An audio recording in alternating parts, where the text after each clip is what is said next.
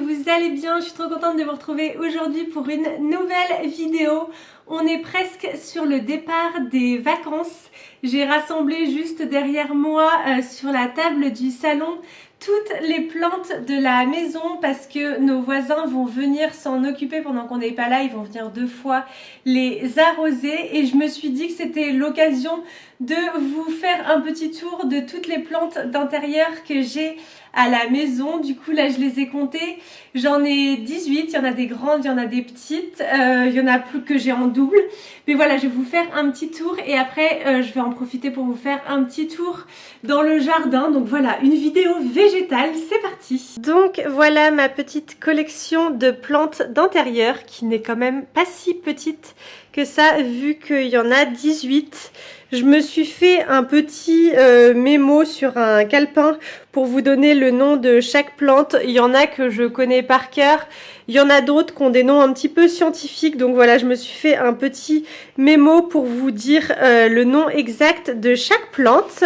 Mais du coup, si on commence par ces petites, je les ai achetées à la pépinière.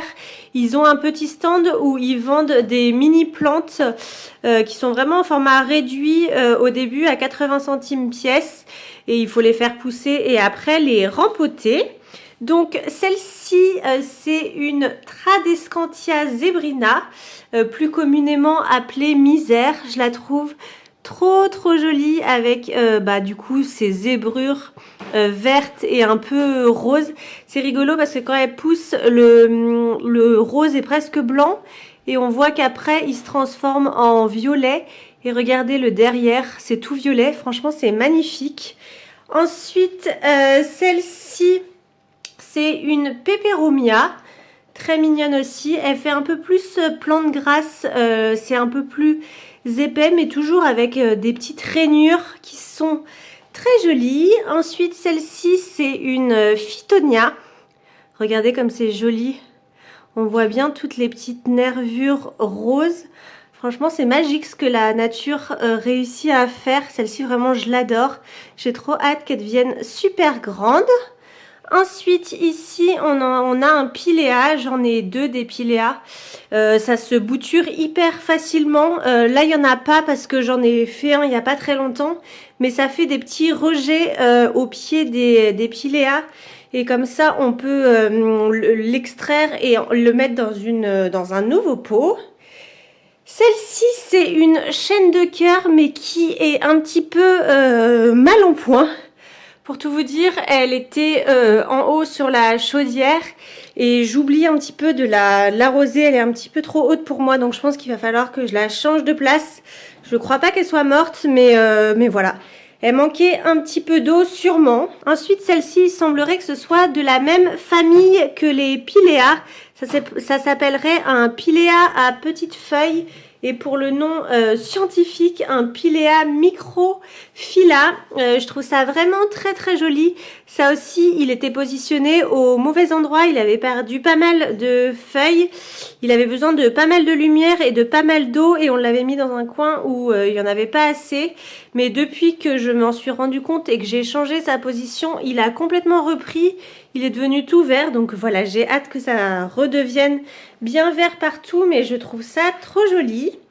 Ensuite, on continue. Ici, c'est un pothos. Regardez ces jolies feuilles. Je trouve ça magnifique. Ça, c'était une des plantes qui étaient dans mes suspensions, dans la petite suspension. Donc voilà, une plante tombante. Regardez, on dirait presque un peu du marbre, non? Je trouve ça trop beau. Vraiment trop beau. Ensuite, ici, c'est l'autre plante tombante qui était dans l'autre pot suspendu dans l'entrée. Celle-ci, c'est une Maranta. Ça ressemble un petit peu au Calathea que j'ai ici. C'est un petit peu le même style, mais regardez, trop beau. Là, je les ai toutes bien arrosées avant de partir, donc c'est pour ça qu'il y a plein de gouttelettes d'eau dessus. Je leur ai donné un bain à toutes et j'ai pchité un petit peu d'eau dessus parce que en général, c'est quand même des plantes qui sont un peu tropicales, donc elles aiment bien avoir de l'humidité sur leurs plantes. C'est pas le cas de toutes. Après, il faut faire du cas par cas, mais celles-ci, en l'occurrence, elles aiment bien avoir de l'humidité. Ensuite, celle-ci, je regarde mon petit calepin parce que je me souviens plus comment elle s'appelle. C'est une Aphelandra squarosa. Donc voilà, ça c'est rigolo parce que ça fait un petit peu comme un petit arbre. Ça me fait penser au bonsaï, je sais pas pourquoi. Mais voilà. Très mignonne aussi, toujours un petit peu zébrée. Enfin, il y a toujours un petit peu des nervures comme ça, différentes. Ensuite, là, on a un Ficus elastica. Ça, c'est la version bébé. Et ça, c'est la version adulte. J'avais fait une bouture de celui-ci. Il y avait eu un petit rejet et j'avais réussi à faire une bouture. J'adore ces plantes. Si jamais vous n'avez pas forcément la main verte, celle-ci, c'est vraiment la plante facile. C'est une plante grasse, bien épaisse, qui n'a pas besoin de beaucoup d'eau, qui est assez facile d'entretien. Ensuite, on passe à ma collection de Calathea. Je pense que c'est ma plante préférée. Je les trouve absolument magnifiques. Donc on a 3 sortes. Celle-ci, celle-ci et celle-ci. Je ne vais pas vous donner les noms spécifiques de chacune, mais c'est des sortes de Calathea. Celle-ci, du coup, elle est dans les tons vert, vraiment très vert foncé et rose violet. Regardez le dos. Non mais c'est magnifique. Et c'est des genres de plantes qui bougent en fonction du jour et de la nuit. La journée, elles sont ouvertes et le soir, elles se relèvent. Donc le soir, on voit bien le dessous des feuilles. C'est vraiment magnifique. Et j'ai remarqué qu'il y avait plusieurs nouvelles feuilles là qui allaient arriver. Celle-ci, ah oui, ici aussi, là, il y en a 2 nouvelles aussi qui vont arriver. Peut-être à notre retour de vacances. Celle-ci, elle est un petit peu plus grosse et elle est dans un état un petit peu moins bon. Elle a besoin de beaucoup d'eau, celle-ci, et je suis pas sûre que l'emplacement où elle soit actuellement soit idéal parce qu'il y en a certaines qui sont très bien et d'autres qui peut-être manquent un peu de lumière. Et pour finir sur les Calathea, voici la plus grande de ma collection. Regardez, on a l'impression qu'il y a quelqu'un qui a peint sur les feuilles tellement c'est... Je sais pas ce que vous en pensez, mais regardez, on a l'impression qu'il y a quelqu'un qui a passé des coups de pinceau dessus. Je trouve ça magnifique. Toujours avec le dos de la feuille violet comme ça. Vraiment trop jolie. Et celle-ci, pour le coup, elle est haute. Je sais pas combien elle fait de hauteur. 1 mètre, quelque chose comme ça. Trop jolie. Et pour finir... la collection de plantes, celle-ci, la Monstera, qui est aussi très facile d'entretien. Si jamais vous n'avez pas forcément l'habitude d'entretenir des plantes, celle-ci, c'est vraiment très facile. J'ai aussi eu un rejet de celle-ci. J'en ai fait une deuxième bouture qui a d'ailleurs bien poussé, vu que j'ai déjà 3 plants dessus. Mais voilà, ça c'est joli aussi parce qu'il y a des... elles sont pas toutes au début... Je sais pas si c'est vrai, mais j'ai l'impression qu'au début, quand elles sortent, elles sont comme ça. Et à force, elles s'ouvrent. Mais j'en suis pas trop sûre. Mais c'est trop joli. J'aime trop celle-ci, quand les grandes feuilles qui sont ouvertes un petit peu. Là, il y en a une autre qui est très jolie. Comme ça. Regardez comme c'est grand. Laura, tu sais, toi ? Peut-être qu'il y a ma petite sœur qui est experte de plantes aussi. Quand elles... C'est ça. Au début, quand elles sortent, elles sont comme ça, non? Enfin, à chaque fois, elles sont comme ça. Ouais, c'est ça. Les petites, elles sont comme ça. Quand on regarde des photos des énormes qu'il y a dans la nature, elles ont beaucoup plus de trous. Ouais, c'est ça, exactement. Donc, je pense que c'est ça. Donc, quand elles sortent, les premières feuilles, elles sont comme ça. Et à force, regardez, non mais c'est trop beau. On dirait que ça a été découpé. On dirait que ça a été découpé à la main tellement c'est... Je trouve ça vraiment très joli, les Monstera. Et comme disait Laura, les Monstera peuvent devenir des très grosses plantes. D'ailleurs, il y a un hashtag sur Instagram, je sais plus, Monstera Lover ou quelque chose comme ça, où il y en a qui postent leurs Monstera et il y en a qui sont énormes, genre presque à taille humaine. C'est assez impressionnant. Mais franchement, je trouve que c'est une plante qui est très jolie. très esthétique dans un intérieur. Et si jamais le sujet des plantes vous intéresse, je vous conseille ce magazine et ce livre, donc le livre Urban Jungle, qui a été fait par Urban Jungles Blogger. Je sais pas si vous connaissez ce blog, il répertorie plein de jolies choses. Regardez cet intérieur de folie. Mais il y a à l'intérieur à la fois des doubles pages comme ça spécifiques sur des plantes, mais il y a aussi des visites d'appartements de personnes qui ont des appartements très fleuris, enfin plantus, je sais pas comment on dit. Mais c'est hyper intéressant, franchement c'est super bien fait, les photos sont magnifiques. Oh là là, celle-là elle est trop belle. Elle est trop belle, c'est une calathea, mais cette sorte je l'ai pas vraiment. Elle fait un petit peu des petites vagues autour, c'est vraiment trop joli. Mon rêve d'avoir autant de plantes que ça dans mon intérieur. Mais voilà, super intéressant comme livre. Et sinon, en magazine, il y a celui-ci, c'est le magazine Vert, ça se dit comme ça? Je sais pas. Le mag des néo-jardiniers. Il y en a un tous les 3 mois, c'est ma petite sœur qui est abonnée. Et je voulais vous parler de cet article. Vous connaissez peut-être la blogueuse Mango & Salt Victoria qui écrit justement pour ce magazine et qui a fait un article ce mois-ci, c'est le numéro d'été, le b.a.-ba des plantes vertes, hyper intéressant. J'adore l'illustration, trop jolie. Tu pourrais prendre l'illustration pour la mettre dans un cadre.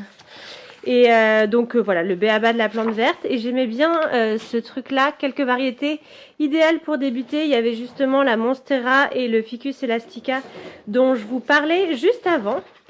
Mais voilà, ah celle-ci aussi je l'ai, j'adore. Vivement qu'elle soit aussi longue, c'est trop beau. Et donc voilà pour ma collection de plantes d'intérieur. On va maintenant aller faire un petit tour dans le jardin pour vous montrer maintenant mes plantes d'extérieur et quelques petites nouveautés.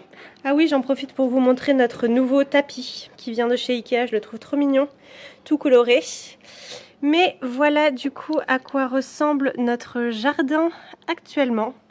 J'ai passé la tondeuse exprès pour vous, pour que ce soit tout propre. Donc ici, on a une Strelitzia qui était à l'origine une plante d'intérieur. J'ai eu la fausse bonne idée de la mettre dehors au soleil sur une partie de la terrasse qui était au soleil au début de l'été, je crois en juin. Et en fait, ça a complètement cramé le bout des feuilles. Et après, du coup, je l'ai mis sur cette partie-là qui a beaucoup moins de soleil direct. Et depuis, elle m'a fait 3 nouvelles feuilles absolument magnifiques. En moins d'un mois, là, j'ai eu 3 nouvelles grandes feuilles. Donc, en l'occurrence, cette plante, elle aime pas le soleil direct, mais elle aime bien la chaleur et l'humidité.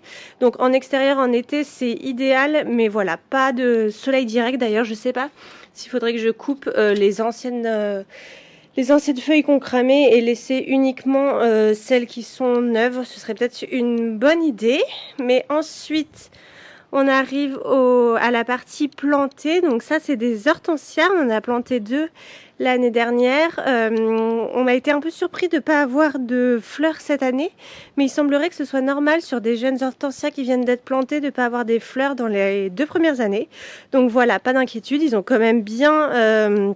ils ont fait plein de feuilles et ils ont bien grandi. Mais voilà, j'ai hâte d'avoir des jolis, un joli buisson d'hortensia. Je trouve ça magnifique comme fleurs. Ici, on a du jasmin étoilé. J'aimerais bien vous faire parvenir l'odeur. Ça sent tellement bon comme fleur. C'est un vrai petit bonheur. Et on a fait avec le petit frère de Julien une structure en bambou. Voilà, un petit peu comme un treillis pour accueillir le jasmin étoilé. On a encore un petit peu de temps, mais le but c'est qu'à terme, ça fasse un grand mur végétal de jasmin. Ce sera trop joli. Ensuite, de l'autre côté, ici on a un palmier. Un petit palmier. Ah, je fais de l'ombre. Un petit palmier qui a déjà bien grandi. J'ai trop hâte qu'il soit bien grand, mais là lui il a du soleil toute la journée. Il est au top. Et un tout nouveau petit olivier qu'on a planté cet après-midi. On a acheté ça chez Ikea. En passant chez Ikea, on avait vu qu'il y avait des oliviers à 15 € je crois. Donc ça valait grave le coup. Donc voilà, un petit olivier qui nous donnera peut-être un jour des olives. Soyons optimistes. Mais voilà, du coup pour le jardin, pas d'autres plantes. Faudrait peut-être qu'on mette des petites plantes en pot autour de la piscine. Ça pourrait être joli. Mais on a aussi rajouté des transats. Je crois que je vous les avais pas montrés. C'est des transats de chez Ikea. Et les matelas viennent de chez Maison du Monde. Mais voilà du coup, le petit coin piscine. Voilà, ce serait peut-être joli avec un petit pot au coin. Là, je sais pas s'il faudrait mettre plutôt des fleurs ou plutôt une plante. Dites-moi ce que vous en pensez. Et donc voilà pour la petite visite de mes plantes d'intérieur et de notre jardin. Je vous ai pas montré le devant de notre maison, mais on n'a rajouté aucune plante pour l'instant. Voilà, faudrait qu'on s'en occupe un jour, mais c'est toujours, il faudrait qu'on s'en occupe et on le fait pas forcément tout de suite. Et je vous avoue qu'on est beaucoup plus sur la partie arrière du jardin avec la piscine.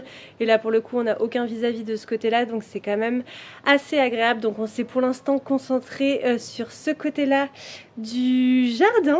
Mais voilà, j'espère que ça vous aura plu. N'hésitez pas à me dire en commentaire la plante que vous avez préférée. Et si vous aussi vous adorez les plantes vertes et si vous les collectionnez dans votre intérieur. Mais voilà, moi je vous fais plein de gros bisous et je vous dis à demain pour une nouvelle vidéo. Bye bye!